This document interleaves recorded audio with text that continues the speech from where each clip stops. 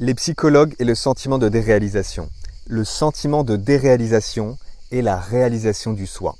On en parle tout de suite sur le canal La Joie en Soi Clairvoyance. Bienvenue à vous, nouvel abonné, personne qui suivait ces posts, ces vidéos depuis un petit bout de temps. Je suis ravi de contribuer avec vous. Je suis Julien Kerwas, médium clairvoyant, psychologue de formation initiale, coach et thérapeute holistique. Je vous accompagne non pas en séance individuelle, mais via ce canal, qui est un canal de communication, de guérison, de transmutation et d'enseignement. On est parti ensemble. Le monde de la psychologie connaît très souvent mal le sentiment de déréalisation. Il l'appréhende d'une manière qui est très souvent pré-éveil spirituel. C'est-à-dire que pour le monde de la psychologie, les psychologues, les psychiatres, les coachs et thérapeutes qui malheureusement n'ont pas encore fait d'éveil, et ça arrivera au moment où ce sera le bon pour eux, ils vont traiter le sentiment de déréalisation chez leurs patients, chez leurs clients, en fonction des thérapies, si on est coach ou quoi, on va dire patient ou client. Dans tous les cas ici, ils vont le traiter de manière partielle et souvent inefficace. Ce qui fait que ces personnes-là, si elles ont la chance d'écouter leur âme, vont arriver à un autre endroit dans les cabinets de psychologues, de praticiens qui sont ouverts sur le plan spirituel et qui peuvent traiter cela de manière beaucoup plus ample que si nous n'étions pas éveillés. Ce qui fait que je vais vous parler de cas clients très sommairement. Ici, parce qu'il y en a plein, mais je vais prendre sur 20, 30, 40 personnes qui sont venues me voir pour ce domaine-là spécifique, qui est le sentiment de déréalisation. Ils étaient allés voir un psychiatre. Le psychiatre avait noté une anxiété généralisée. Alors, le sentiment de déréalisation, on va peut-être commencer par le définir. C'est vrai que je ne l'ai pas fait avec vous. Si vous savez déjà ce dont il s'agit, super. On le revoit ensemble en 30 secondes. Le sentiment de déréalisation, c'est quand vous êtes hors du monde. Vous avez l'impression que vous voyez le monde depuis un espace extérieur. Vous pouvez même voir votre corps, mais vous ne participez pas à ce monde. Vous n'êtes pas dans le corps. C'est comme si vous étiez étranger à la vie. Grosso modo, les personnes sont tout simplement hors du corps et elles participent en tant que conscience observatrice à la scène qu'elles voient, mais ne participent pas à la scène. Vous l'aurez compris. C'est comme si elle n'était pas incarnée dans le corps. Ce qui provoque énormément d'anxiété quand ça arrive la première fois. Si ça vous est déjà arrivé, vous savez de quoi je parle. Si ça ne vous est pas encore arrivé, vous pouvez imaginer comment ça peut surprendre si vous n'êtes pas éveillé spirituellement. Donc ces personnes-là arrivent à ce moment-là dans mon cabinet, ou dans d'autres bien sûr, et vont parler de cela et vont me dire la chose suivante. Julien, écoutez, j'ai l'impression, vous allez me prendre pour une folle, vous allez me prendre pour un fou. Je vois la réalité de l'extérieur et voilà, la personne a beaucoup d'angoisse, d'anxiété. C'est souvent en lien avec des troubles anxieux, des blessures de rejet, des angoisses qui sont très présentes vis-à-vis de ce que vient travailler la personne en termes de cheminement de l'âme et donc avec les blessures qui sont reliées.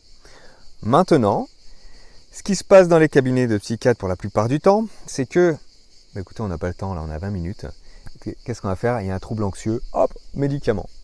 La solution facile qui ne résout rien.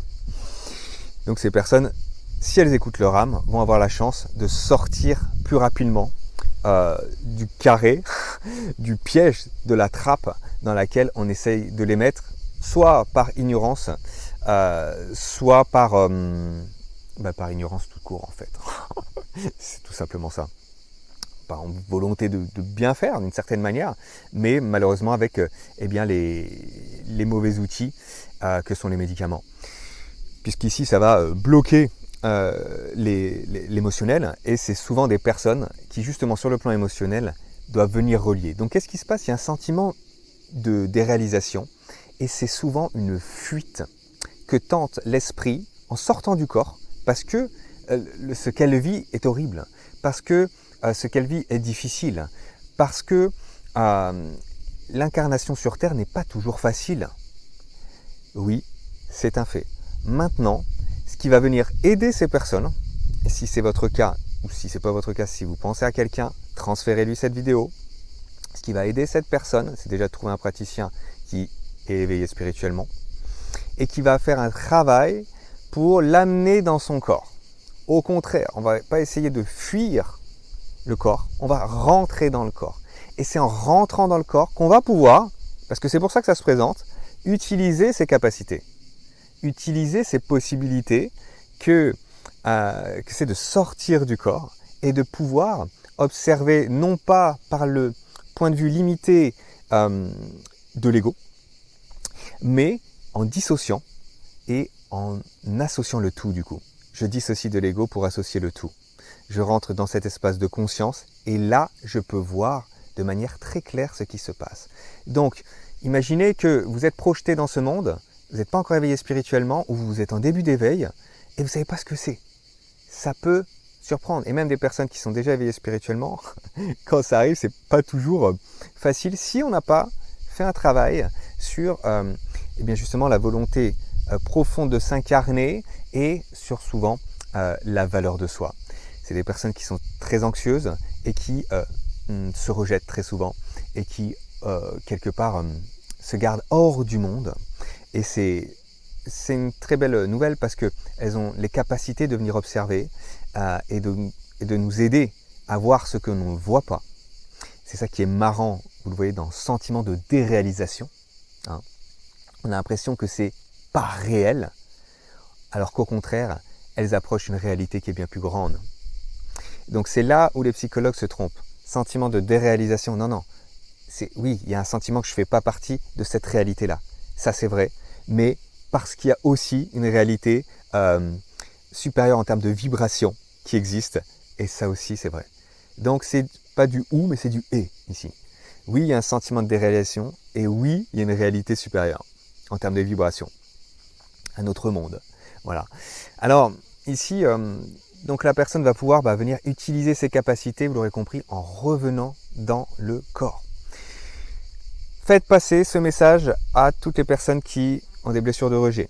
Elles sont les premières impactées du coup positivement, même si au départ ça se présente, comme vous l'aurez compris, sous forme anxieuse et négative, avec la connaissance de ce sentiment de déréalisation et ce que ça engendre sur un plan spirituel, sur un plan de capacité. On va pouvoir venir relier le corps pour venir incarner, pour être en lien avec sa valeur. La blessure de rejet se déteste, j'ai envie de dire, se rejette, car elle se croit non valeureuse, non courageuse. Et c'est ça qu'elle va venir devoir travailler pour s'impliquer dans le monde. En effet, pour pouvoir utiliser ses capacités en aidant ce monde-là, cette réalité 3D qui souffre, en effet. Et c'est pour ça qu'on voudrait la quitter en s'échappant, mais ça ne marche pas. Ça ne marche pas parce qu'ici, en effet, là, tu vas rester dans la non-valeur de soi. Parce que tu sais très bien au fond de toi que tu ne participes pas à ce monde. Tu sais très bien au fond de toi que tu es en train de le fuir. C'est ce que fait la blessure de rejet. Elle fuit. Donc là, il ne s'agit pas de fuir pour retrouver la valeur de soi et toutes ces belles capacités qui sont là. C'est de venir les utiliser en s'impliquant courageusement dans ce monde qui nécessite ce courage. Soyons clairs. Heureusement, vous et moi, nous sommes là pour aller dans ce sens, partager cette vidéo à tous les êtres qui souffrent de la blessure de rejet, car ça pourra venir les aider dans leur cheminement. Dites-moi en commentaire comment cette vidéo vous a parlé, comment vous avez peut-être déjà vous-même expérimenté cela, par des sorties astrales si vous êtes déjà éveillé spirituellement, ou premièrement, avant l'éveil, comment ça s'est passé pour vous. Je suis très intéressé de vous lire. Continuez de partager en commentaire les obstacles que vous vivez, les difficultés sur votre chemin d'éveil spirituel, les blocages, voilà, ça peut être sous forme de croyances limitantes. Qu'est-ce qui fait que ça n'avance pas pour vous en ce moment?